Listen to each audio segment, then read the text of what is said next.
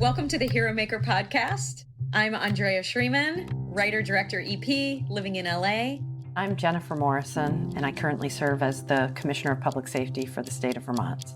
We are here to seek out and tell the full story of our friends who were murdered in college, Rachael Raver and Warren Fulton III.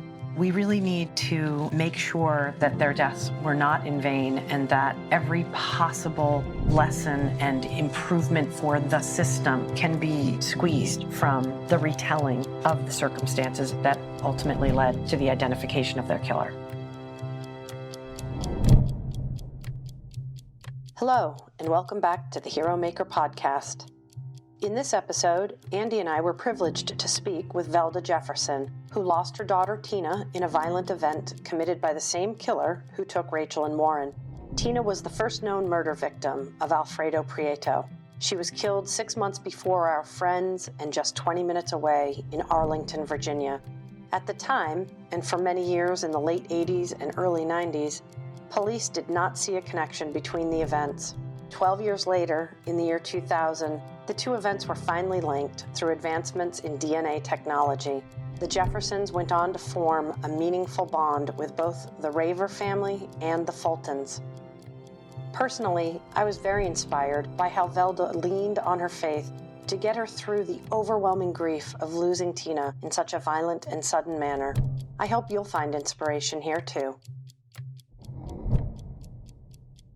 We're so happy to have you here, Velda, and I'm so honored to be introducing you to Jennifer.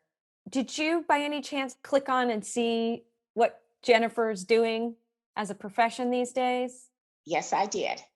So she has had a career in law enforcement, and Jennifer, Velda is Tina Jefferson's mom, and Tina was the young woman that we didn't know, but we discovered had been murdered just down the road from where we lost Warren and Rachael, and had also been killed in 1988. Of course, we didn't know this till many 12 years later, till 2000, when the DNA hits connected the two murders. So there's just a really beautiful story of when the three families realized that they were interconnected and how that altered their journey and their experience. And Velda, I thought that today, maybe we could begin by you just sharing a little bit about Tina. Veronica was her given name, but we just her given name. Tina. Yeah. And just introduce us to your daughter. Tell us a little bit about her. Okay, well, Tina was born on November 1st, 1964. She was the second daughter of mine, and she grew up in Lawton, Oklahoma, and also in Germany, and then back again in Lawton. Because we were a military family, we moved around, but eventually we settled here. Coming back here in 1977, and she was 12 years old and was in junior high school. And while in junior high school, she played basketball. And then in high school, she also was on the cheerleading squad, which they called at that time the pom-pom squad. She graduated from high school with a 4-point score.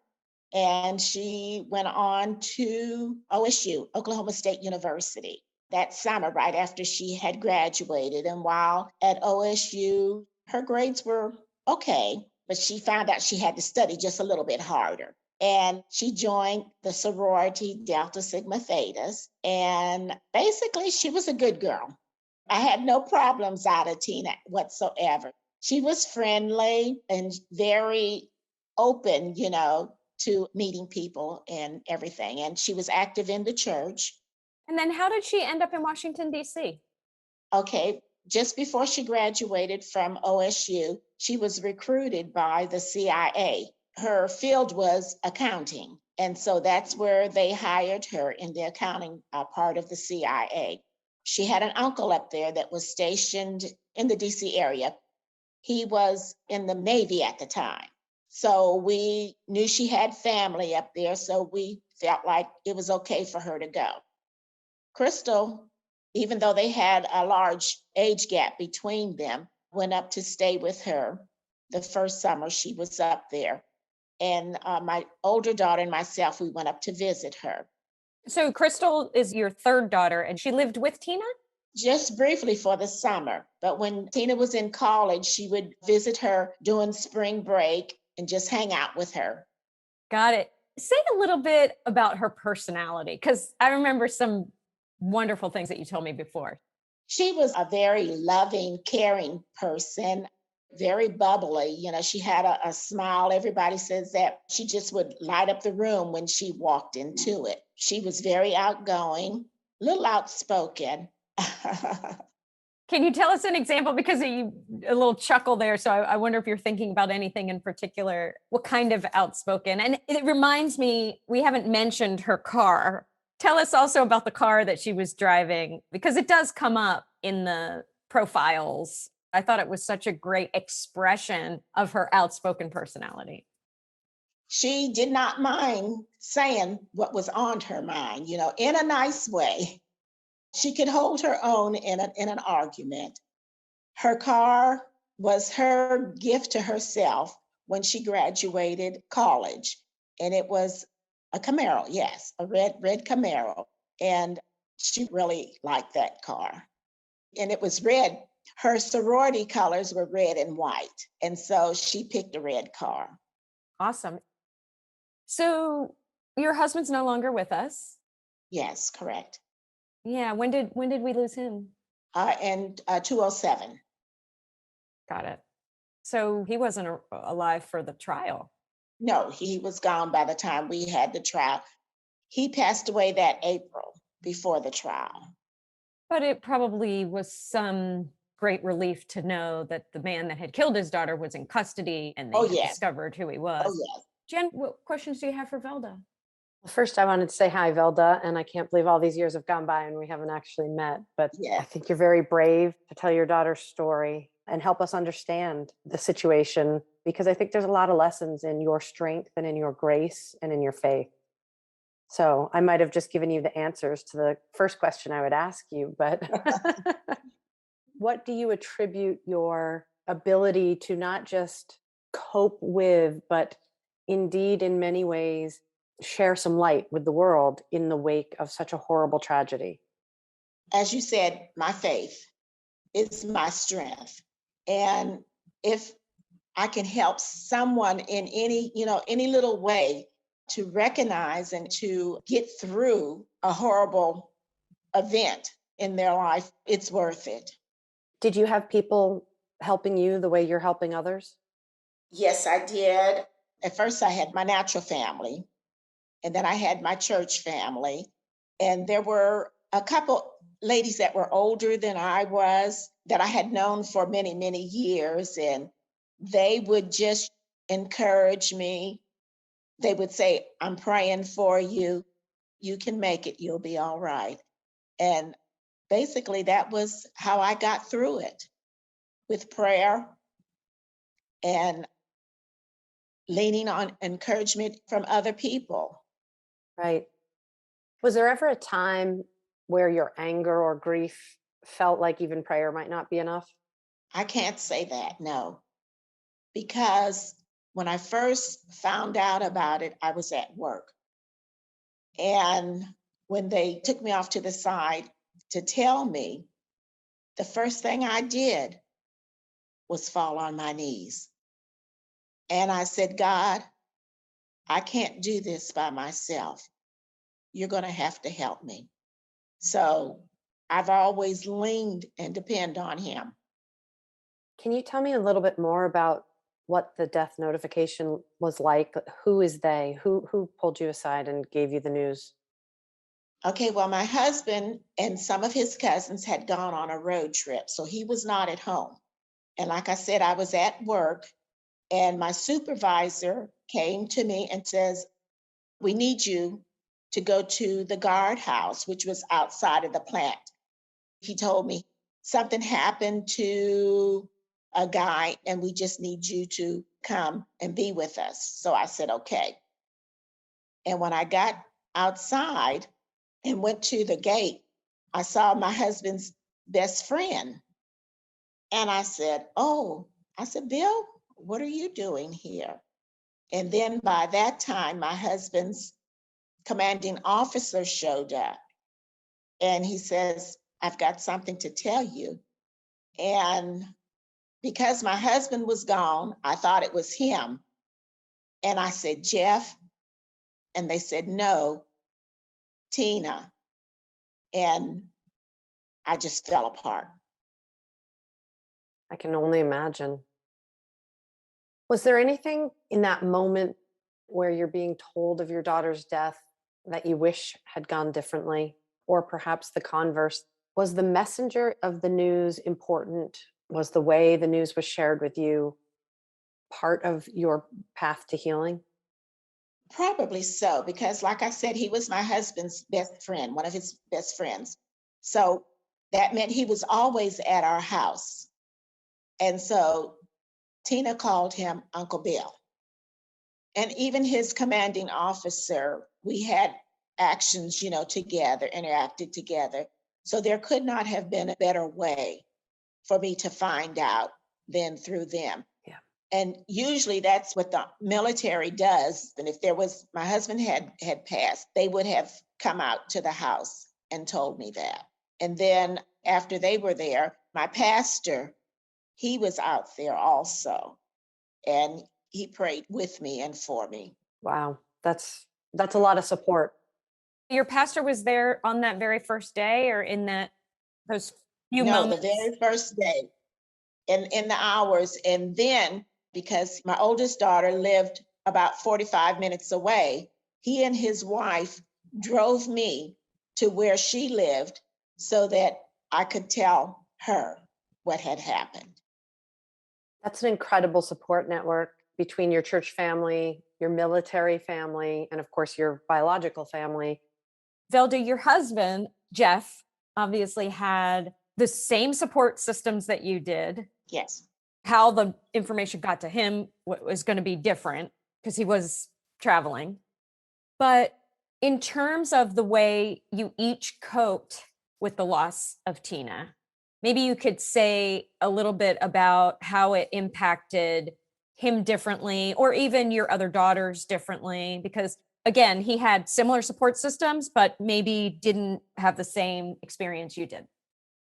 Well, for him, it was kind of a guilt trip that he wasn't there to be able to protect his daughter, to save his daughter. And so he felt bad about that. Crystal was so young. Her friends helped her to get through a lot of it. And of course, Joyce, she relied on her husband and the church also. So I guess I'm not fully aware of what I think Andy might be alluding to. Did your husband, maybe, I'm asking simply because I have encountered people with such a breadth of reactions to sudden, unexpected death, never mind tragic murder. I know from firsthand experience that the way people cope is never the same way twice. And I wondered if you could draw me a little bit more of a word picture of how your husband felt or acted or responded in light of this. And sorry, I'm talking too much. No, you're fine. He was angry. He was very, very angry. Like I said, he was angry and felt bad because he wasn't able to protect her. He was angry because this was his daughter, which he loved very much. He was just really angry. And Crystal had some anger also. Even now, she does not like to talk about what happened. She will talk about her sister and the relationship that they had together. But when it comes to this part, she does not like to talk about it.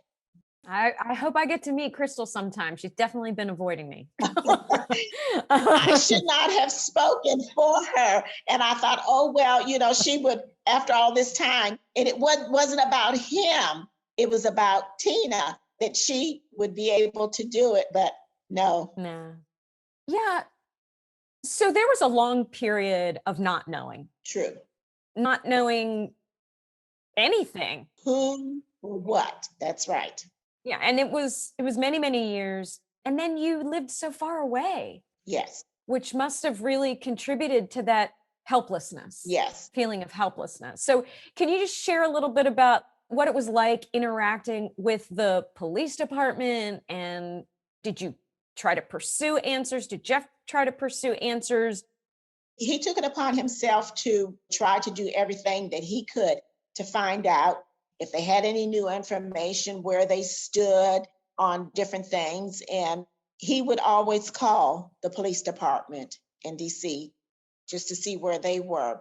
I guess he was more or less trying to protect me by not forcing me to do any of that. So he took care of all of the interactions with the police department. I'm trying to remember, Rachael and Warren were being investigated in Fairfax County. And which was it, Arlington? Yes, Arlington. So it was a different police department. And Yes. for some reason, maybe you can speak to this, in the things that I've seen and read, the police department had this idea that Tina must have known her killer. Do you remember this part of it? Yes, they did speculate that she knew her killer, whatever. They questioned her male friends, which came to no end, because anyone that really knew her would not have really done that, have treated her in such a manner. I always figured it was someone that she did not know. Did the police ever leave you or your husband with the impression that they were engaged in any type of victim blaming?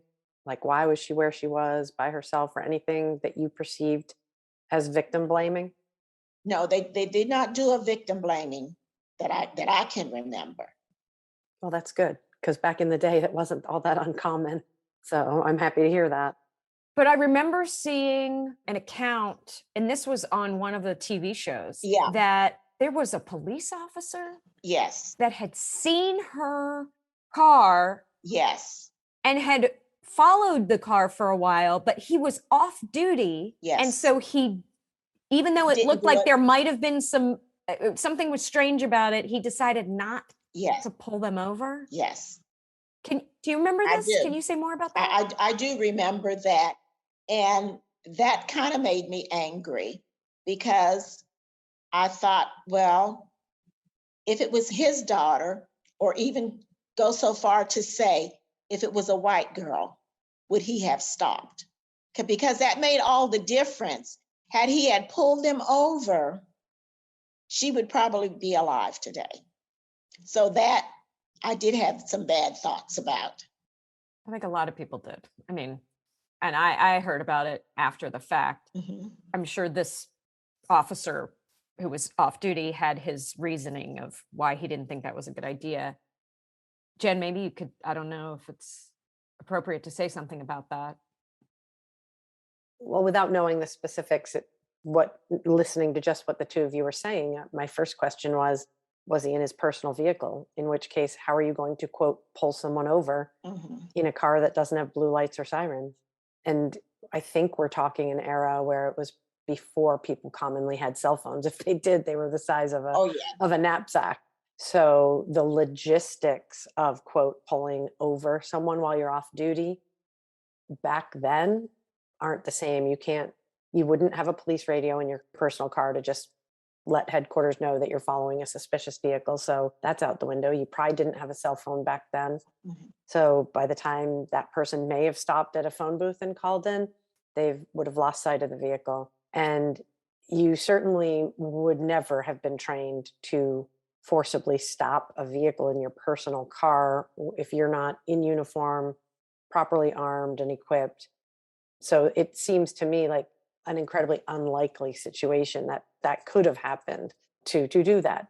To me, the fact that the person has that much of a recollection says to me something really seemed off. That officer's spidey sense was going on high gear. And if that same scenario happened today, a different outcome may very well have happened because of the use of cell phones and the ability to be an active witness and actively engaged without having to confront someone Yeah. in your personal vehicle, in your street clothes. I agree. Yeah, but it is definitely one of those near misses and weird things that happened, because there are so many of them in many of the stories that I've heard from different families. I do want to just insert a few more facts that I remember. That Tina was abducted from outside of a grocery store. She had gone grocery shopping. I remember that. Yes. And I remember that when they found her car, there was ice cream melting in the car. So this was something that kind of went against this idea that she was someone she knew, because if she bought ice cream, it was clear that she was going to the grocery store and then going home. Yes. Or going somewhere that had a freezer. At the very least. And then her body was found behind an elementary school, was what I remember reading. Yes. Yeah. So when we were talking about what it was like before you had any information and that 12-year span, and then all of a sudden, after 12 years of nothing, they find out that the same person who killed her had to have killed these other two people nearby, 20 minutes away. So that was a big, what was that like? Was a big change. Yeah. What was that like? Yeah. It was, I guess you could say, surreal to know. And then it made me feel bad also that he had done it to someone else. It just, I don't know, it was just a bad feeling. When was the first time that you actually met someone from the Raver family? After they found out that we were connected in that way, I believe Mrs. Raver called my husband and they talked, and then he would talk quite often with Dee Dee and also her brother, Matt. And when I was home, I would talk to them also, because at the time, I was still working. So it was comforting to know that someone else knew what I was not just me, but what we were going through as a family. And they seemed to be just as close knit as we were. So it was comforting to know that we weren't by ourselves in this instance. And when we met them, they were just lovely people. They were. They are. You tell me about that night after you met Veronica Raver. We were both in New York to do, what was his name? He had a ball, Montel Williams, yes. It might have been after we did his show. And we had a hotel room. And Miss Raver says, well, we can stay together. And I says, well, okay, we even slept in the same bed together. We just had formed that bond, that close bond. And so it was a really, really nice evening that we shared. So even in the midst of still such unknown progress, maybe, but tragedy, there can still be these moments of great joy. Yes. And it truly was. Yeah, that must have brought you a lot of comfort, I'm sure. It did. It really did. And then when she passed, that was sad. Yeah. She seemed to be the one in the family that, between her and Dee Dee, they kept things moving. But she passed after the trial, because wasn't she at the trial? Yes. Oh, yes. She passed after the trial. But you're saying you've had enough of a relationship with her that losing her it was sad to lose a friend and someone who was that kind of bound. Yeah. Connected together.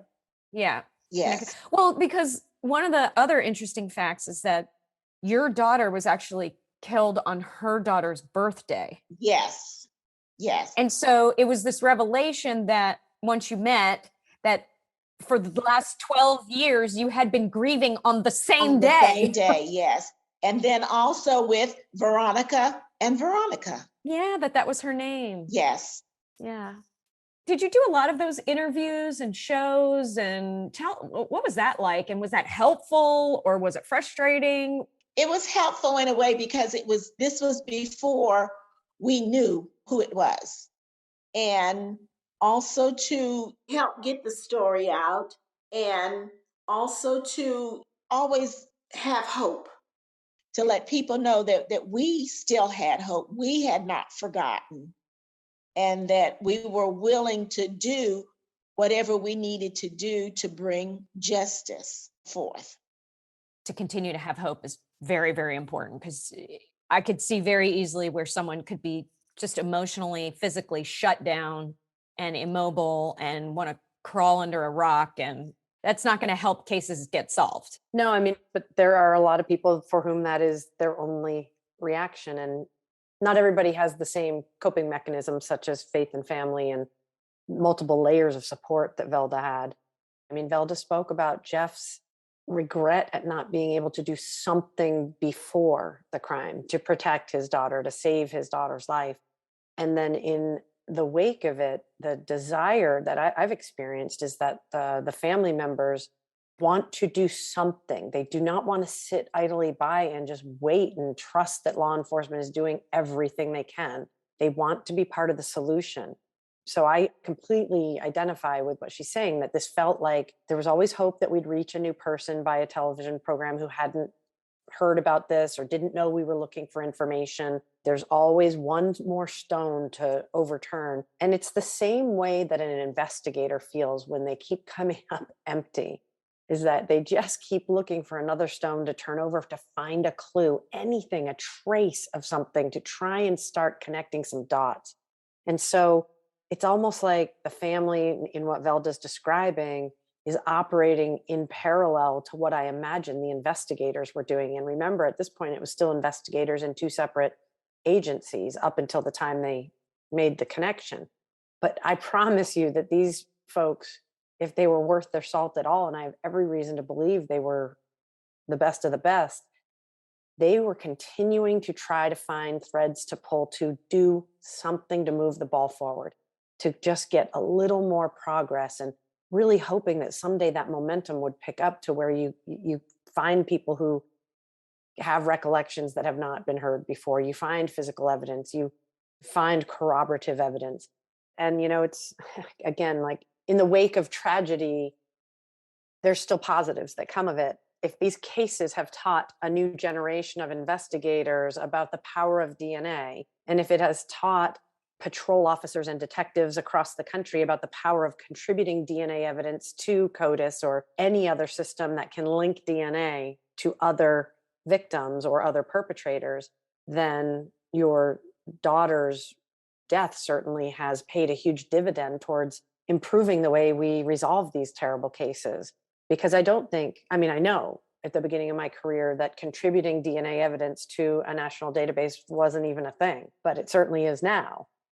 And it's these victories, though, and I know it doesn't sound like a victory, but a victory of holding the offender accountable, even though he turned out to be a sick, twisted serial killer.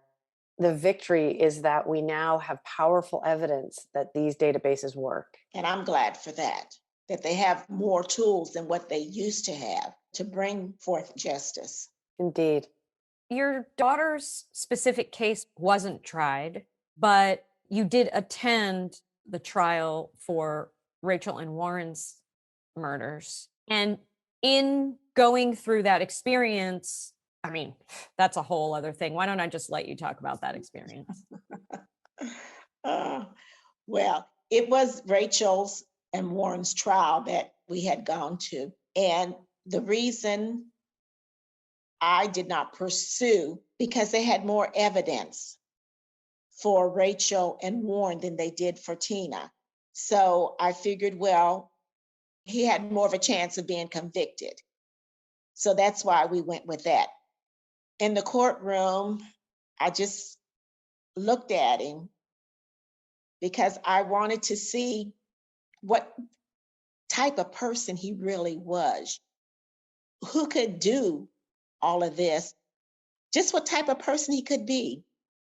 And I thought, well, he brought in the Catholic priest talking about, the priest said that he, not so much that he confessed, but that he had remorse and things like that. And I wanted to see that, but I did not see it, not one bit. I saw an arrogant person thinking, oh, well, When they executed him, they asked if he had any last words. All he could say was, "Let's get on with this." And I thought, okay, go to hell. Because unrepentant, that's where you're going to go. And you definitely seem to me like someone who would give anyone the benefit of any doubt. Being a faithful woman, I can see that this kind of reflection of a human is not something that is common for you. No. I know that you're saying you observed his facial expression and the way his body position and the way he responded to things. Was there also any kind of like feeling, just in terms of like a vibe you got from him, or anything else that happened in the courtroom that contributed to your assessment?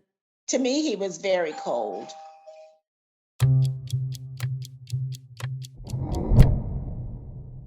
If you or someone you know is connected either personally or as the result of violent crime to Alfredo Prieto, a convicted rapist and killer who lived in and around San Bernardino, California, Arlington, Virginia, and Jamaica, Queens, New York between the years of 1984 and 1990, we'd like to hear from you. Please email us at info@theheromakerpodcast.com. You were describing seeing Alfred Prieto in person, and it struck me that you might have been looking for a reason to forgive him and you couldn't find it. Am I misunderstanding? No, you are correct. You are correct. Because I believe in forgiveness. I have been forgiven for many things. Not that, but different things. And the Bible teaches us, no one is perfect. Right. If God can forgive me, then I have to find some way to forgive someone that has done me an injustice. So that's what I was really looking for, but I did not see it. So it sounds like this went beyond we are all poor, miserable sinners and we all fall short of the glory of God. This sounds like maybe you saw Satan when you saw him, or that you saw someone who could not be godly at all. You know what you said that. And what I thought at the time was, this is Satan incarnate. And that's more than just a feeling. That's based on his whole demeanor and conduct, not just in the rapes and murders, but in the way he conducted himself. Yes. After he was apprehended. Yes. Right up till the moment of his execution. Yes. And you're not the only person who has said that. You're very open-minded going in there, it seems like, but you also were seriously wronged. Your daughter was wronged, like the most that anyone could be in a lifetime. But there were other people. The first officer who interviewed him on the West Coast when he was arrested for the murder of Yvette Woodruff told me that it was the closest he'd ever come to seeing the devil in his entire life. And this is a guy who's had a 30+ year career in law enforcement and seen some dark stuff. So it's not just your thought and opinion. There were other people who said similar things. It was shared. Yeah. Yes. Can I ask a question? And I ask this more as a Christian woman myself, as opposed to doing a podcast, but do you think that your inability to offer forgiveness because none was sought and it was not deserved and he was unrepentant, do you think that has impacted your life in any way? Would you have felt better, him going to his death being forgiven by you, or does that matter to how you've handled things after his execution? You know what? Even though through all the years when we knew nothing, I said, God knows. And if we don't get justice on this side, it will be done if he does not repent on the other side. When he sees God, justice will be brought forth one way or the other. And so to say that I believe I could have forgiven him, I just felt numb in that area. But I knew someday I would have to forgive him. Am I making sense? No, you're making total sense. I think that you're also raising an important issue that for some people of faith, there is a greater justice system in play than just the American criminal justice system, and that even if there's not a satisfying outcome here on earth, that there is certainly justice in a different way that could be in the person's future. Yes, I do believe that. Well, I think you're incredibly brave, and I also can tell that had that guy given one reason to, or even asked for forgiveness, I feel like you're the type of person who would have. And it says so much about the person he was, and it makes me think of a couple, at least two jump to mind immediately, a couple of perpetrators that I had encounters with during my professional life, where I had the exact same spine tingling sense that you were in the presence of pure evil. Evil, yes. Yeah. Have you been able to, are there people that you've been able to support having gone through this experience through the church or in community or in your family? After it happened, Jeff and I, we both became members of a group called Parents of Murdered Children. And through that, there was a little comfort. But to me, I just could not just continue to sit there, but because there was bitterness also in some people in the group. And I just could not continue to listen to all of that and just be healed myself. So I dismembered myself from it. But in helping other people, there has been times when I was able to speak to people, even in not so much of as being murdered in that instance, but just the loss of someone. My husband had a young lady in his battery, in his company at the time, some years later, and she lost her baby. She miscarried. And so I was able to speak to her and hopefully give her hope and comfort in that area. So I try to choose my words when I'm speaking to people as to the need of, you don't have to rely on yourself. It's all right to grieve, but just don't stay there too long. And you're not by yourself. The Bible tells us to cast our cares upon the Lord because he cares for us. And if we do that, then that takes so much of the load and the worry off of us. If you could say something to the police officers or others, it could be victim advocate or anyone who was involved in bringing your daughter's murderer to justice, who would be the heroes in your eyes in that process, and what would you want to say to them? I think all of them would be heroes, especially the victim's advocate, Sally. I mean, going to a place that I knew no one at the time, she just really, really made us feel comfortable and did everything she could for us. So I would really, really like to thank her and the police officers, because without them continuously working the case, we would still be nowhere. So you're talking about Sally Fayez, who is the director of victim services in the Fairfax district. Yes. And she's been awarded many times. So I would love to hear a few things from you about, what was her approach, or what were some of the things that she said or resources that she provided that really stood out to you. She was very compassionate. She would make reservations for me to come up to DC. And if there was anything, she would be there when I got there, pick me up from the airport. And if there was anything that I needed, all I had to do was just ask her. She just went out of her way to be kind and really compassionate. I say she went out of her way, but.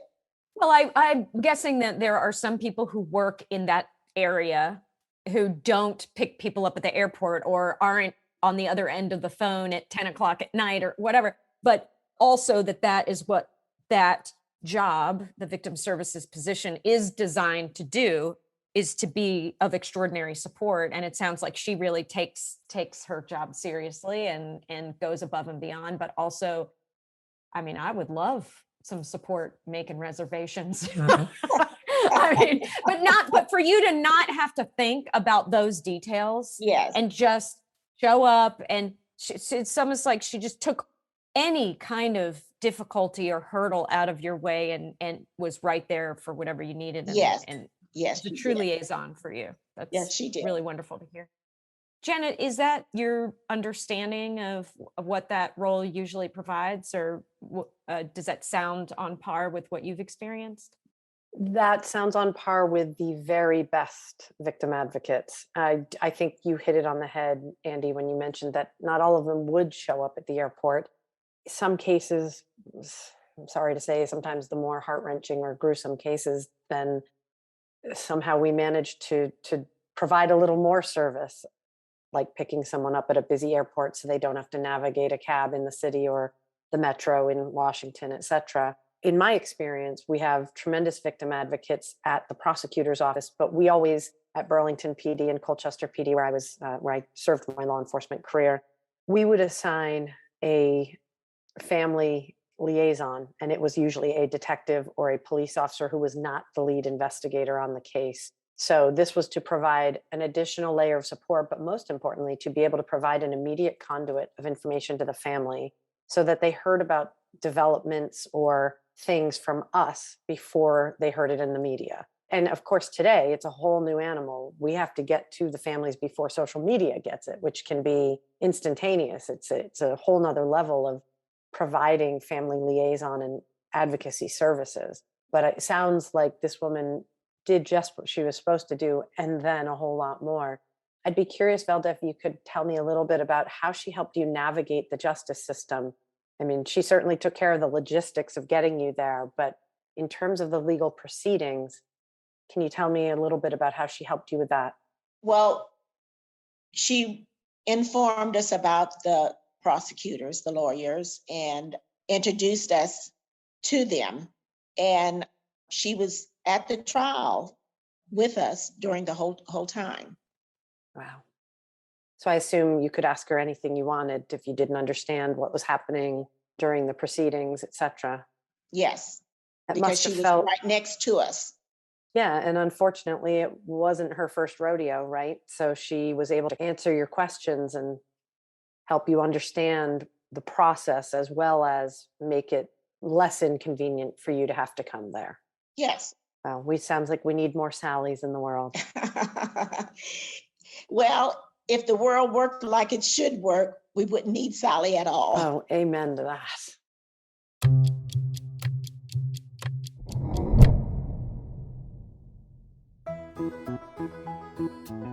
The Williamson County Cultural Arts Commission of Franklin, Tennessee wishes to thank our men and women in blue who help us deliver safe and fun family and community cultural events year-round, including one of the only authentic bluegrass festivals in the country. Bluegrass Along the Harpeth takes place every July and at the Williamson County Fair in August and at the annual Tennessee International Independent Film Festival. Check out our full calendar of events at wccac-tn.org.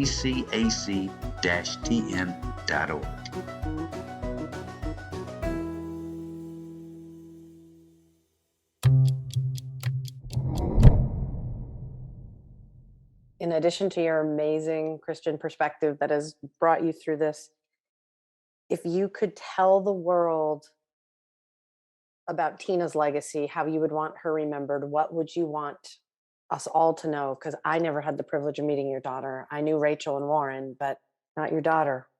She was a kind, loving, bubbly person.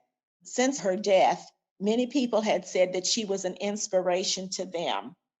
Like I said, we were in the military. And so one of my husband's friends had two daughters, which were younger than Tina. And so sometimes she would babysit them. And one of them decided after she graduated and went to college that she wanted to be like Tina. And today she is working in the CIA department, not as an accountant, but she's working for the CIA. And she had such a personality that even today people speak very well of her lovingly and kindly, even to tears, because they knew her and the type of person that she was. That's really beautiful and amazing, because I've seen many situations. I've spoken to a lot of people about death, not just this kind of, not murder, but also just, natural death. And this idea that you can kind of take a piece of who they were for you and have that now be part of your life. And the fact that that little girl absorbed, I want to go work for the CIA, that's so powerful. I do want to ask about your connection to the other families. I believe that you know and have connected with the Fultons. And I wonder if you also had connections with any of the other victims' families. I used to hear about Lisa. She was a survivor from an event on the West Coast. Yeah.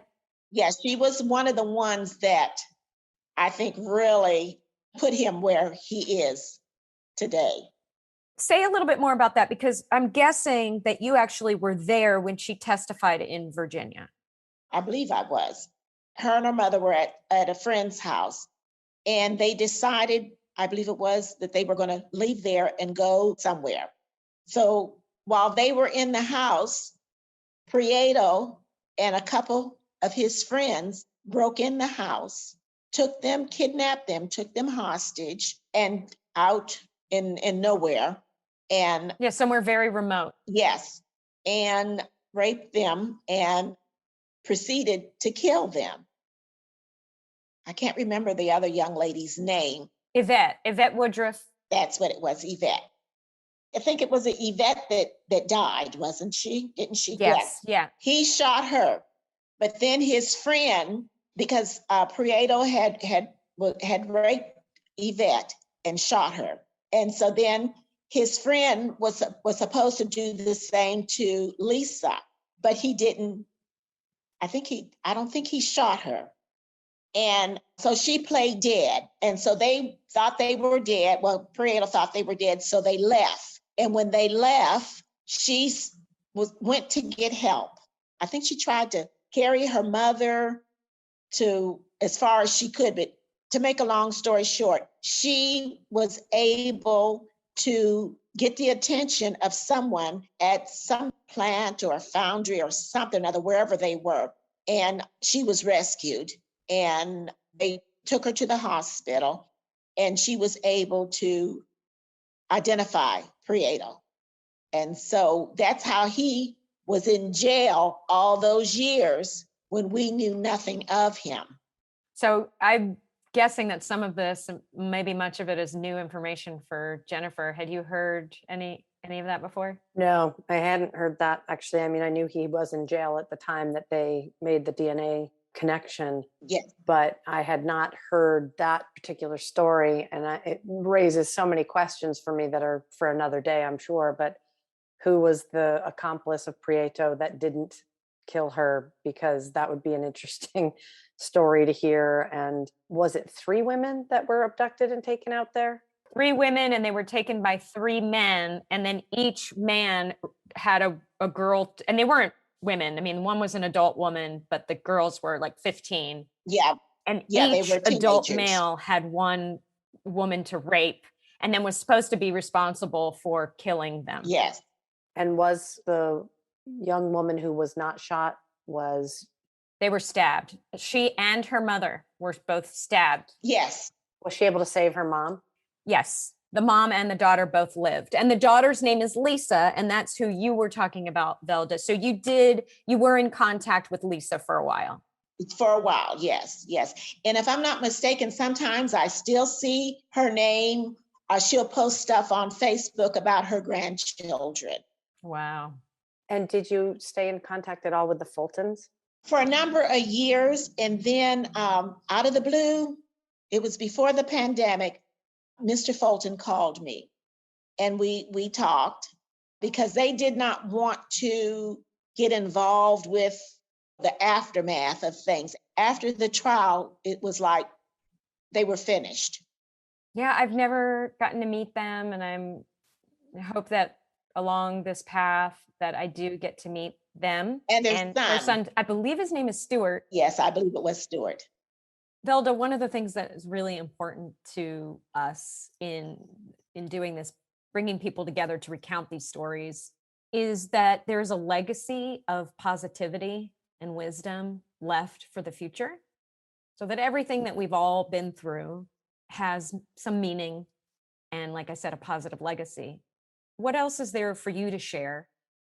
What would you like to provide that you haven't already for those listening in terms of being able to withstand the grief of events that of this proportion that may happen to them? What comes to mind now is a Bible verse. And it says, weeping may endure for a night, but joy comes in the morning. And that kept me going. Regardless of what we go through, how hard it is, daylight is going to come through sometime or another, and it will be joyous. Just drop the mic and stop recording right there, Andy. Yes, it's very, very inspiring, Velda. Super powerful. Well, I just want to gush with warmth and gratitude for you, Velda. It is so wonderful to be connected to you, to have a relationship and a friendship with you, and you've been so generous with your time and with your experiences. Well, thank you. It's a real honor to have you. And I know that your voice is going to be very meaningful, and your words are going to be very meaningful to lots of people. So thank you so much for joining us. And you know what, Velda, I'll tell you what, the heck with the podcast. You're an inspiration in your faith to me. So well done. I appreciate that. All right. Well, I hope God blesses you richly in your remaining years until you are reunited with your daughter. I believe he is, and he has. Velda. Yes, ma'am. I love you. Oh, thank you. I love you too.